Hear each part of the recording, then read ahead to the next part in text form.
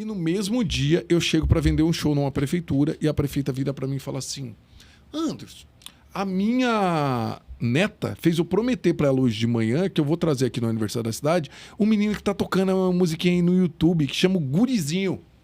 Eu falei, nossa, tem alguma coisa isso, né? Luan Santana é um dos maiores artistas brasileiros aí, que a gente pode dizer, né? E um dos principais da nossa música sertaneja. Então vai ser muito interessante falar do começo do Luan Santana, né, Juliana? Você tava ali na rádio, começou as coisas Voltou caminharem. lá pra Santana de Goiás. Começaram a caminhar as coisas, você começou a conquistar ali o seu espaço. Questão financeira também provavelmente já deu uma aliviada, né? Você conseguiu que o salário voltasse a cair normalmente. E como que... Você recebeu o vídeo, você viu o vídeo no Então YouTube vamos lá, do eu saio Luan? de Santa Helena e vou pra outra rádio em Caçu. Ah, você mudou ainda de rádio. Eu mudei pra um monte de vezes. Aí eu fui de Santa Helena, de Goiás para Caçu, porque o filho do dono da Rádio Júnior tinha aberto uma rádio lá, me convidou para ir para lá, eu fui. Fiquei um tempo lá em Caçu, depois eu fui para Mineiros. Em Mineiros eu trabalhei nas duas rádios que tinha lá na época, na FM e na AM, e eu estava trabalhando na rádio lá nessa época. Eu estava também já vendendo shows no interior ali de Goiás, Mato Grosso do Sul e tal, Mato Grosso. E aí, cara, quando Deus quer falar comigo, ele usa as pessoas, né? Porque não tem jeito dele vir aqui como pessoa, oi, sou Deus. Sim. Ele começa a usar você, ela e tal. E aí, num dia, eu chego para trabalhar na rádio e eu sempre, porque esse negócio de 1 milhão, e eu tinha guardado 30 mil reais nessa época para tentar ter 1 milhão. E eu já tinha 24 anos, faltava assim 5, 6 anos e ainda não tinha conseguido 1 milhão de reais. Tava narrado e ia ser mais difícil, né? E eu sempre pensando que ia aparecer alguma coisa. Eu sempre sabia que ia aparecer alguma coisa, que ia aparecer um negócio desse, que eu ia ganhar um montão de dinheiro. E eu sempre atento. Aí, beleza. Aí o menino vem e me mostra a música, que era falando sério, né? Do que tava tocando no YouTube. E no mesmo dia eu chego para vender um show numa prefeitura e a prefeita vira para mim e fala assim: Anderson, a minha neta fez eu prometer para ela hoje de manhã que eu vou trazer aqui no aniversário da cidade um menino que tá tocando uma musiquinha aí no YouTube que chama o Gurizinho. Eu falei, nossa, tem alguma coisa isso, né? E fiquei ligado. No mesmo dia, eu vou numa loja fazer flash ao vivo. Sabe o que é flash ao vivo? Você fica na porta da loja falando, hoje a promoção da geladeira, tal, não sei o que, não sei o que lá. E aí tinha o carro da outra rádio lá que eu tinha trabalhado, eles estavam tocando a música. Falando sério com um gurizinho. Aí eu falei pro locutor lá, eu falei, vocês estão tocando essa música aí, bicho? Porque a música, ela tinha uma qualidade ruim, porque foi gravada num violãozinho e tal. Aí ele falou, tamo tocando, tal, não sei o que, tá explodido. A filha do Dr. América, dona da rádio, tava lá em Goiânia e no meio dos universitários tá estourada a música. Eu falei, nossa. Então Aí a música tava em Goiânia e tava em Mato Grosso. tava tocando no YouTube, tava pra todo lado a música, tava tocando, tava forte pra tudo quanto é lado a música. Aí era um menininho de 14 anos, o povo chamava ele de Gurizinho, porque não tinha o nome. Aí eu pesquisava, cara, porque eu precisava tentar encontrar, né? Como é que fazia pra comprar um show desse menino e tal. E aí tudo que eu pesquisava aparecia só a música. Aí eu fui pro Orkut. Quem é daquela época, você não vai saber o que é Orkut.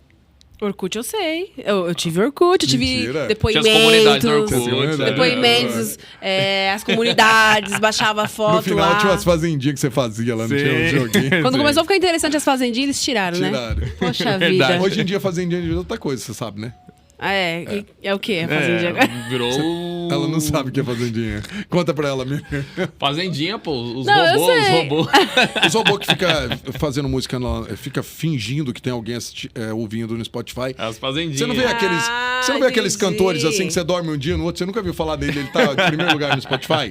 É por causa disso. Poxa. É as Mas vamos fazendinha. voltar lá no Daqui a pouco a Orkut. gente fala sobre Daqui a pouco isso. a gente fala sobre as fazendinhas. E aí a gente, voltando no Orkut, eu fui e pesquisei o Gurizinho. E apareceu o perfil de um menino, nos 14, 15 anos, escrito Luan Santana Gurizinho. Eu falei, deve ser esse? Aí eu peguei e mandei mensagem pra ele.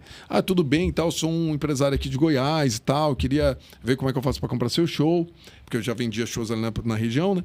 Aí, umas 2 semanas depois, ele me manda uma mensagem.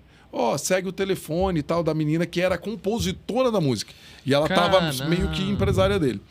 Aí, cara, o que aconteceu? Eu liguei pra ela, depois dessas 2 semanas, e a prefeita tinha me dito que ela pagaria até 25 mil no show.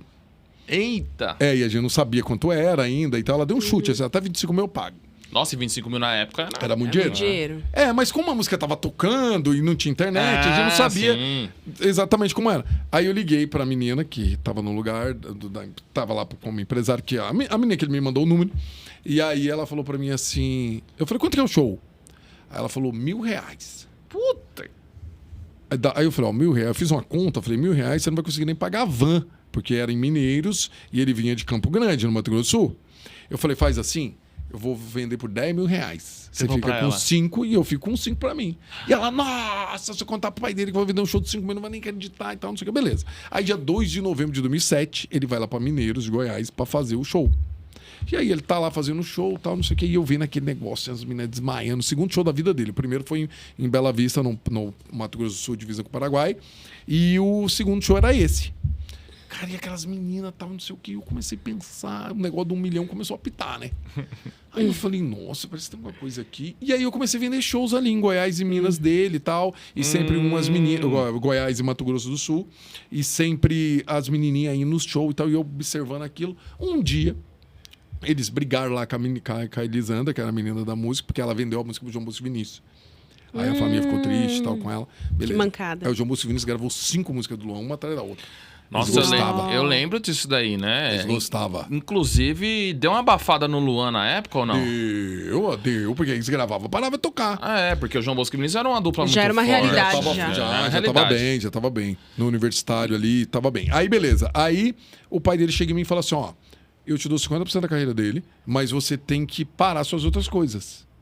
E era a primeira vez que eu tava ganhando dinheiro na vida. Eu tinha conseguido juntar 50 mil já com os shows. Porque eu tava Com a venda dos vendendo shows. show. Eu tava vendendo show nas prefeituras e tal. Eu sempre fui muito bom vendedor, então eu tava crescendo.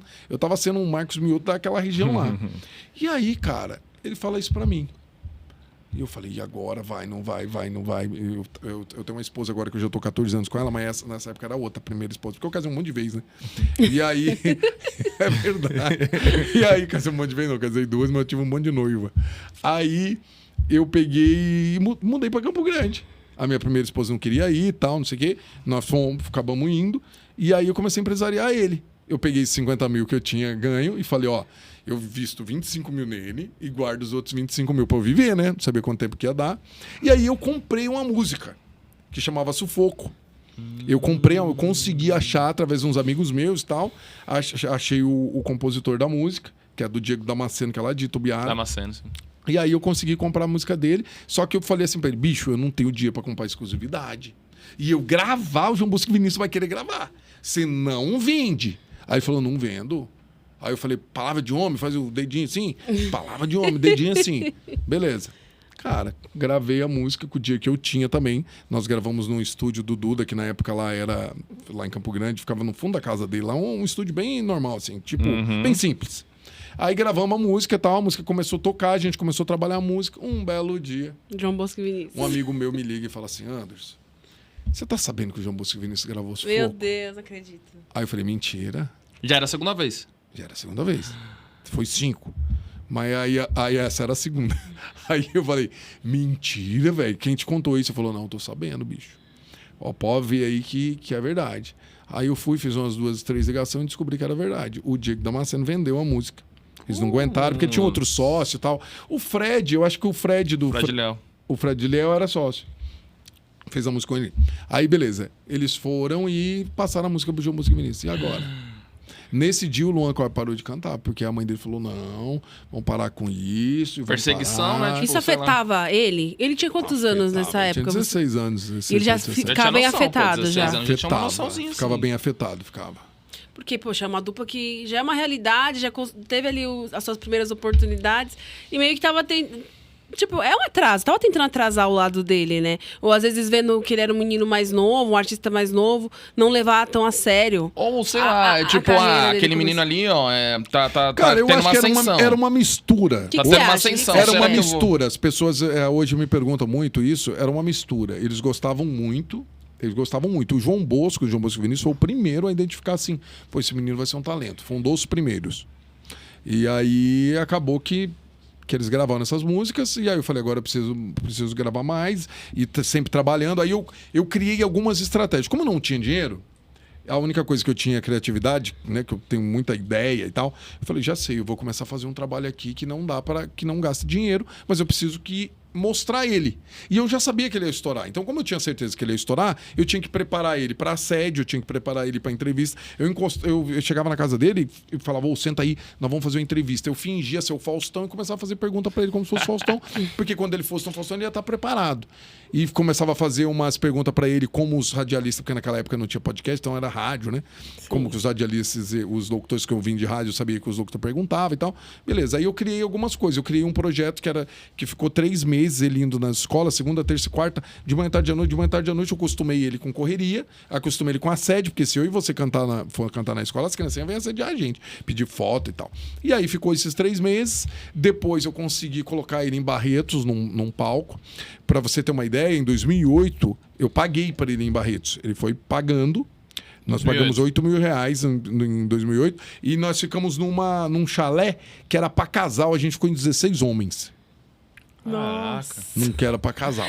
Para 2 pessoas ficarem 16. E como que era o Luan, assim, nesse começo, assim? Ele topava tudo? Cara, ele eu tinha uma medroso. relação... Então, é porque isso que eu falo muito para os meus alunos, que a relação empresário e artista é muito importante. Porque quando você tem esse canal aberto com o artista, o empresário consegue, conversando e tal. E eles, né, tanto o pai, a mãe, quanto o Luan sempre confiaram muito no que eu falei, no que eu falava.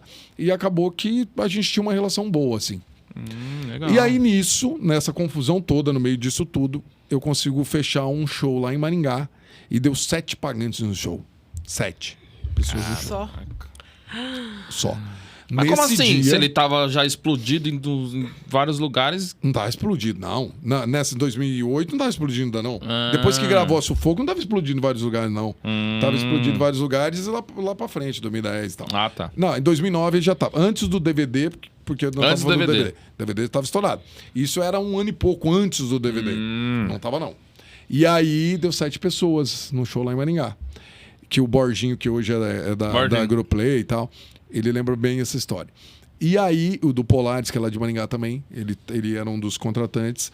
E aí eu cheguei, o Du chegou em mim e falou assim, Anderson, se você não quiser, ele não precisa fazer, velho. Aqui tem umas 15 pessoas no bar, 7 pagantes, o resto tá aí, veio só por causa do boteco mesmo, que eles vêm sempre. E aí, se não quiser, não precisa fazer. Aí eu fui lá e falei, Luan, eu acho que você tem que fazer. Vai lá e faz o show. Então, eu fiz um show, cara, foi muito bom. Porque qual que era a minha ideia? Cada pessoa que ele impactava ia impactar outras.